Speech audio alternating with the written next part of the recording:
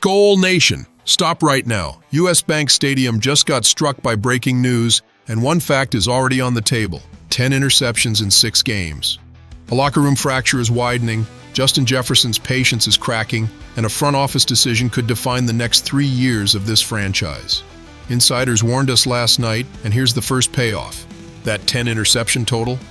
It's the worst mark for any Vikings quarterback through 6 starts since the Christian Ponder era.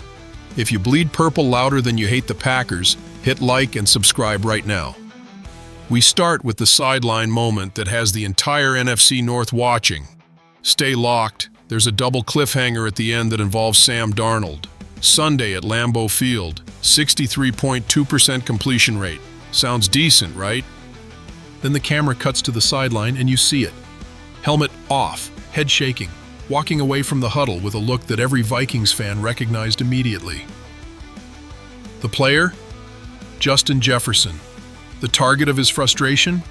McCarthy. And here's why this moment changes everything for Minnesota's season. Jefferson caught 4 passes for 48 yards in a 23-6 blowout loss to Green Bay. And after McCarthy's second interception, an absurdly overthrown ball intended for Jalen Nailor that landed in the arms of Packers safety, Evan Williams, the 4-time Pro Bowler, was done. Fox cameras caught the entire sequence. Jefferson walking toward the bench, visibly upset, removing his helmet with the body language of a superstar who's reached his limit. This isn't just frustration, this is a leader losing faith. After the game, Jefferson didn't sugarcoat it. We lost. Again, I hate to lose. I hate to be in this type of situation. I hate feeling the way we feel.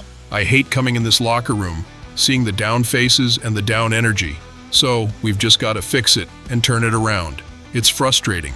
It's frustrating to lose. It's frustrating to be up here saying the same things every single week, expecting things to change the following week, and we're still in the same spot. We've just got to figure it out. That's not the voice of a player defending his quarterback anymore. That's the sound of patience evaporating. For weeks, Jefferson has been McCarthy's biggest supporter in the locker room, publicly backing the rookie through rough stretches and ugly losses. But Lambeau might have been the breaking point.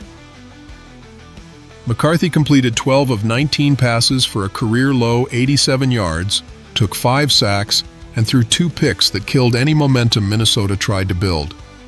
The Vikings are now 4-7, their playoff hopes virtually extinct, and the franchise cornerstone just sent a message that loyalty has limits.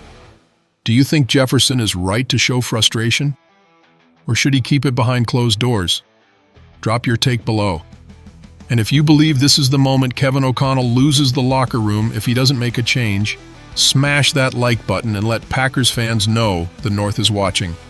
But as brutal as that sideline moment was, the next story reveals what O'Connell said behind closed doors, and it's worse than you think. Because the head coach just admitted something about McCarthy that no franchise wants to hear in year 2 of a top 10 pick. Leadership crisis or championship patience? Stay locked. Closed-door press conference. Reporters circling. One question cuts through the noise like a blade. Can the Vikings win with McCarthy playing the way he's played? Kevin O'Connell pauses, then delivers an answer that should terrify every Vikings fan. I think you can. I do believe that. But it does require, as a football team, not doing things that lose games. Read that again. O'Connell didn't say McCarthy is ready. He said the team has to play perfect around him. That's not confidence, that's survival mode. And here's the math that explains why O'Connell is walking a tightrope. McCarthy is now 2-4 as a starter, 6 touchdowns, 10 interceptions. In 3 straight losses, he's completed 51.6% of his passes, averaged 162 yards per game, and thrown 6 picks against just 2 scores. Minnesota has averaged 14 points per game in that stretch. That's not development, that's regression. O'Connell continued, "You want to give him a chance to grow but not put the game totally in his hands where the variance of a young quarterback will cost our whole team." And I think there's a needle to thread there. Translation? The Vikings can't trust McCarthy to win games yet, so everyone else has to be flawless. The defense can't allow big plays. Special teams can't muff punts. The offensive line can't give up sacks. One mistake, and the entire game plan collapses. That's the reality Minnesota is living right now. O'Connell added, "Our margin of error is clearly pretty razor-thin right now, but what we can't do is lose the turnover battle 3-0, significantly lose the field position battle, and then have negative plays on offense. That gives you really no chance against one of the better defenses in the league." But here's the problem. The Vikings invested a top 10 pick in McCarthy. They let Sam Darnold and Daniel Jones walk in free agency without a fight. Carson Wentz is out for the season after shoulder surgery. The only backup is undrafted rookie Max Brosmer, who has 0 NFL starts. O'Connell has no options. He can't bench McCarthy without admitting the front office whiffed on the draft, and he can't keep starting McCarthy without risking a full locker room mutiny. According to sources close to the situation, this is a rumor. Some veterans held a players-only meeting after the Packers loss, and the topic wasn't X's and O's. It was trust. Do you think O'Connell should bench McCarthy and start Brosmer, or ride it out and let the rookie learn through pain? Comment your answer. And if you believe the Vikings just wasted a playoff-caliber roster because they rushed McCarthy into the lineup, hit like, and make Packers fans laugh in the comments. But the nightmare doesn't end there. The next story reveals the trade target Minnesota is considering to fix this disaster, and it's a name that will make you question everything about Kwesi Adofo-Mensah's plan. Backup plan or desperation move? Stay locked. Front office panic.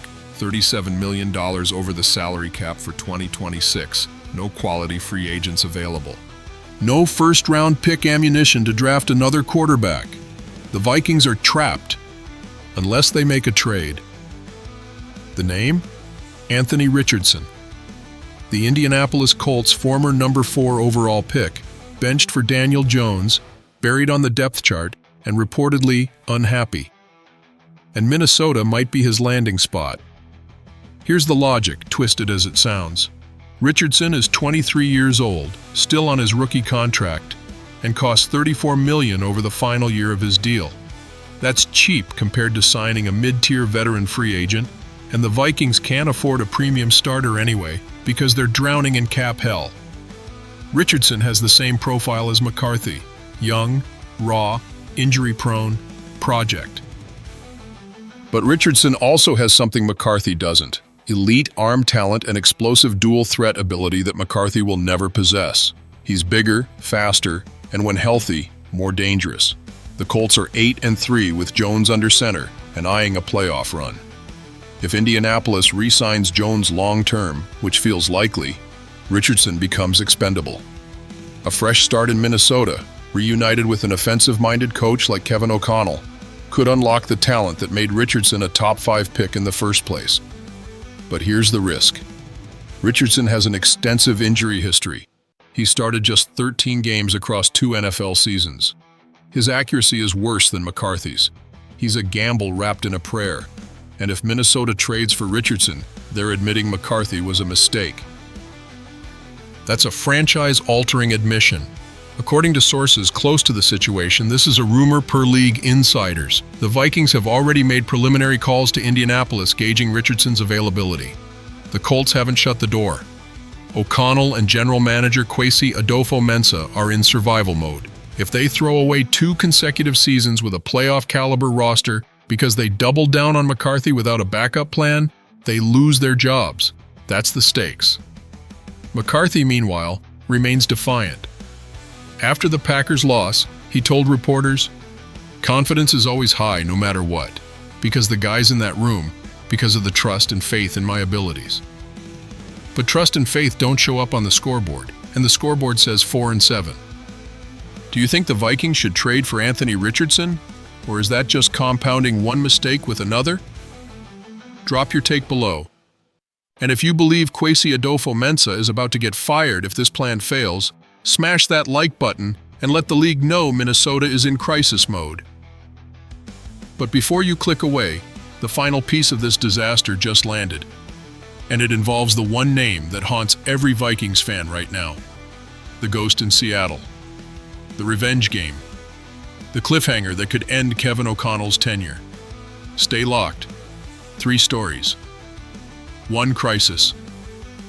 Justin Jefferson's patience is gone, Kevin O'Connell admitted. The Vikings can't win unless everyone plays perfect, and the front office is exploring a desperation trade for Anthony Richardson. This isn't a rebuild, this is a meltdown. Minnesota bet the franchise on J.J. McCarthy, let Sam Darnold walk to Seattle, and now they're 4-7 with the playoff window slammed shut. Skol Nation, the math is brutal. If the Vikings had kept Darnold, they'd be competing with Detroit and Green Bay for the division crown right now. Instead, they're staring at a top 10 draft pick and a locker room that's fracturing. Let's break down what happens next. Week 13. Minnesota travels to Seattle to face Sam Darnold and a stout Seahawks defense. If McCarthy throws 3 more picks and the Vikings lose, O'Connell might have no choice but to bench him.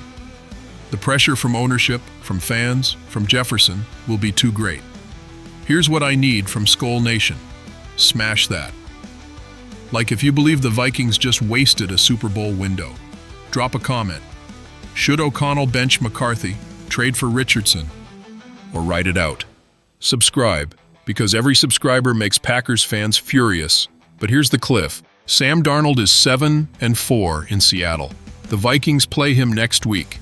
If Darnold destroys Minnesota's defense, the narrative writes itself. Minnesota chose wrong. Skol Nation, the battle is lost, but the war continues. Hit subscribe, and let's rebuild. See you in the next war.